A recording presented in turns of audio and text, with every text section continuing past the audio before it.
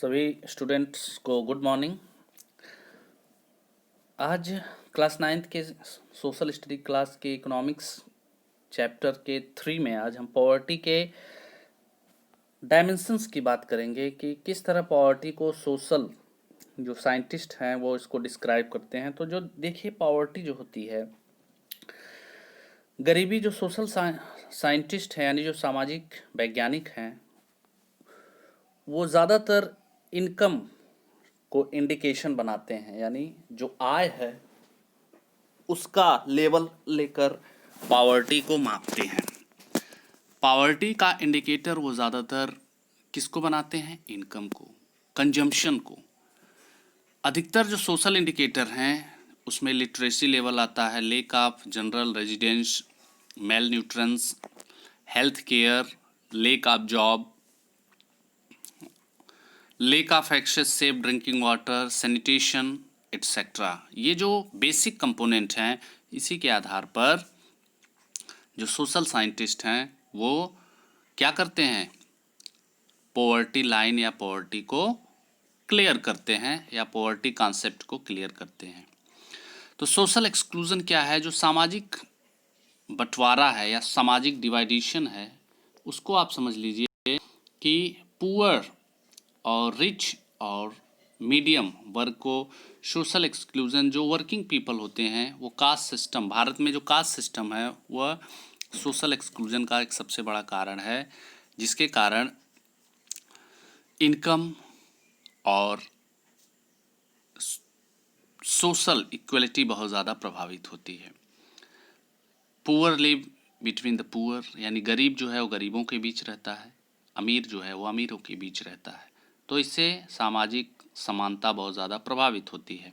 अगर हम अपने आसपास देखें तो ये चीज़ें बहुत ज़्यादा हमें नज़र आएंगी कि अमीर और गरीब के बीच जैसे कास्ट सिस्टम के आधार पर, जातिगत सिस्टम के आधार पर बस्तियां बनाई गई हैं, जो सामाजिक बंटवारे का एक कारण होता है।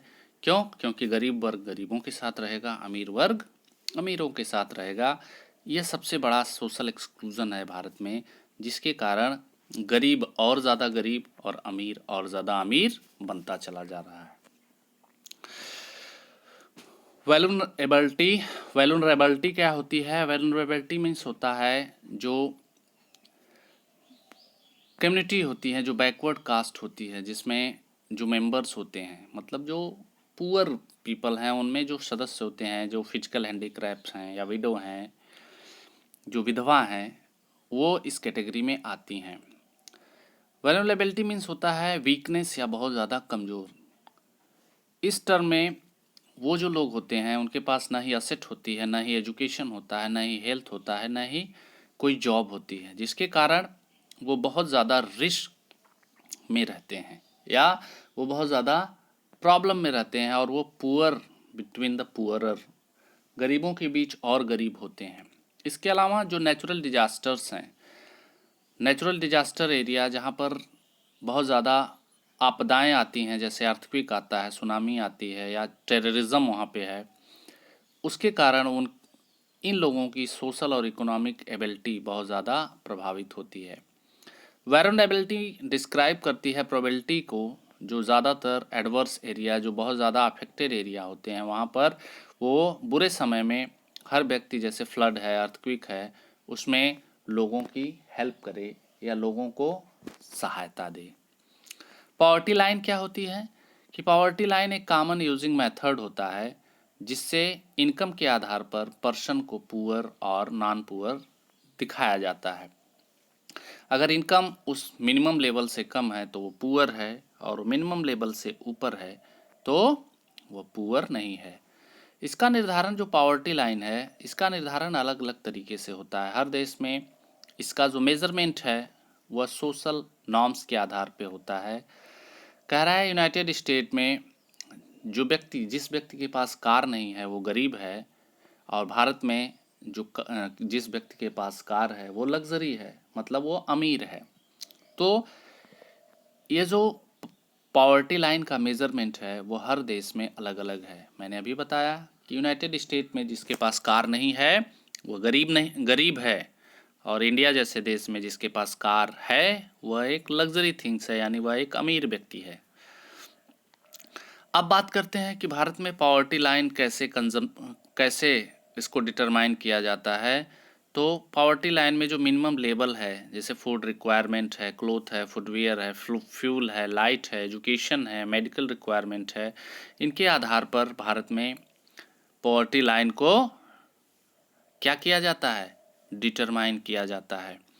फिजिकल क्वांटिटी को मल्टीप्लाई किया जाता है पैसे से, रुपीस से, और एक फार्मूला लगाया जाता है रिक्वायरमेंट का कि पॉवर्टी लाइन को किस कैलोरीज में या एक डिज़ायर कैलोरीज में जो रिक्वायरमेंट है पर पर्सन की, उसमें उसे मेज़रमेंट किया जाता है।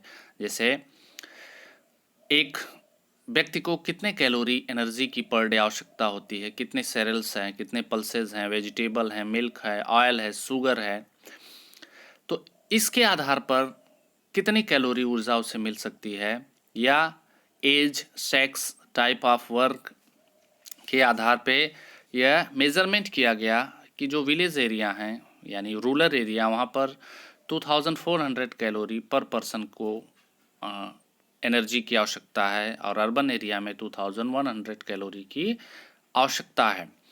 क्योंकि रूरल एरिया में लोग फिजिकल वर्क अधिक करते हैं, इसलिए उन्हें ज़्यादा कैलोरी चाहिए, और अर्बन एरिया में लोग फिजिकल वर्क कम करते हैं, जिसे उन्हें कम कैलोरी की एनर्जी की आवश्यकता होती है। अगर हम 2011 और 12 के पॉवर्टी लाइन्स के को बेसिस करें, तो इसके आधार पर जो कैलकुलेशन किया गया कि रूरल एरिया में जो 816 रुपीज़ पर मंथ अर्न करता है और अर्बन एरिया में 1000 रुपीज़ पर मंथ अर्न करता है, वह व्यक्ति क्या है, वह व्यक्ति गरीब नहीं है, यानी वह व्यक्ति पॉवर्टी लाइन से ऊपर है। वह व्यक्ति क्या गरीब नहीं है, वह व्यक्ति पॉवर्टी लाइन से ऊपर है, यानी वह अमीर व्यक्ति है। उसी तरह उससे ऊपर इनकम में वह व्यक्ति, अगर 11 और 12 की बात करें तो रूरल एरिया में अगर 5 परिवार का सदस्य है तो वो 480 रुपीज़ पर मंथ अगर अर्न करता है तो वह पॉवर्टी लाइन से नीचे नहीं है, ऊपर है। और अगर शहरी एरिया में 5000 पर मंथ अर्न करता है तो वो भी गरीब नहीं है, यानी गरीबी रेखा से ऊपर है या गरीब नहीं है। तो जो NSSO का सर्वे है उसके आधार पर कि शहरी और रूरल एरियाज़ में जो पॉवर्टी लाइन द्वारा निर्धारित मेज़रमेंट है, उसके आधार पर अगर कोई व्यक्ति इन क्राइटेरिया को फॉलो अप करता है तो वह गरीब नहीं है। अगर हम वर्ल्ड लेवल की बात करें, वर्ल्ड बैंक की बात करें, तो जो मिनिमम अवेलेबिलिटी है, यानी एक व्यक्ति जो 1.90 डॉलर पर डे अर्न करता है, वह क्या है, वह पॉवर्टी लाइन से ऊपर है। ठीक है, तो ये जो सारे पॉवर्टी लाइन के मेज़रमेंट हैं, इसके बारे में मैंने आपको बताया। नेक्स्ट वीडियो में एस्टिमेट के बारे में बताऊंगा। छोटी छोटी वीडियो इसलिए बना रहा हूं ताकि आपको बात समझ में आए। बहुत ही इंपॉर्टेंट चैप्टर है और इससे बहुत सारे प्रश्न पूछे जाते हैं, तो एक एक चीज़ को आप समझिएगा कि मिनिमम कैलोरी एनर्जी क्या है, यहाँ से प्रश्न बनता है।